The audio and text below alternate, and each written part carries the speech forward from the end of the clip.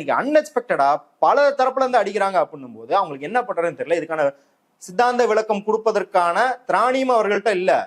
நீங்க அம்பேத்கர் வாய் வழியா தான் சொல்றீங்களோ, அம்பேத்கர் என்ன பண்ணாரு, என்ன எழுதினாரு, அதை செயல்படுத்தவே தெரியாது. இந்த புத்தகத்திலே அவ்வளவு தகவல் இருக்குது. ஆமா, படிச்சுட்டு வந்திருந்தா கூட பேசி இருந்திருக்கலாம்.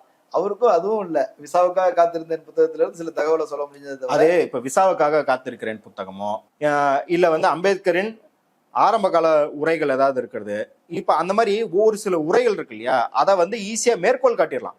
இப்ப அவர் ரணாதேவ பாராட்டி ஒரு இது பேசுவார். அவரோட முன்னோடியாக அவர் கருதும் ரணாதேவ பாராட்டுறதுக்கு காந்தி ஜின்னா அண்ட் ரணாதே அப்படின்னு சொல்லிட்டு ஒரு கட்டுரை இருக்கு. இப்ப அதெல்லாம் மேற்கோள் காட்டிடலாம். அம்பேத்கரை எதை மேற்கோள் காட்டுவது கஷ்டம் அப்படின்னா, அனிகிலேஷன் ஆஃப் காஸ்ட், சாதி அழித்தொழிக்கும் வழியை பத்தி பேசுனீங்கன்னா இங்க இருக்கிற எல்லாத்துக்குமே எல்லா பக்கமும் அடி வாங்குவீங்க. நீங்க ஏன் சூத்ரர்கள் யார் அப்படின்ற இதை இப்ப அம்பேத்கர் எழுதினார் இல்லையா, ஹூஆர் சூத்ராஸ்னு. இப்ப அவர் என்ன சொல்கிறாரு, ஆதவர்ஜனா நான் ஒரு விவசாய குடும்பத்தை பிறந்தவன் அப்படின்னு சொல்றாரு. கரெக்டுங்களா? இப்போ விவசாய குடும்பத்தை பிறந்தவங்க எல்லாம் என்னன்னு கன்சிடர் பண்ணப்படுறாங்க இந்த சமூகத்துல, சூத்ரர்கள் கன்சிடர் பண்ணப்படுறாங்க. இப்போ ஹூஆர் த சூத்ராஸ்னு அம்பேத்கர் எழுதியிருக்காரு. இப்போ அதை பத்தி பேசுவீங்களா? அதை பத்தி பேசினா என்ன ஆகும்னு தெரியும்ல. உங்களுக்கு இங்க இருக்கிற இடைநிலை சாதி வாக்குகள் எதுவுமே போகக்கூடாது. அதனால அம்பேத்கர் எழுதின விமர்சனங்களை வெளிப்படையா பேசுறதுக்கு உங்களுக்கு தானியம் கிடையாது, அதுக்கான அறிவும் கிடையாது.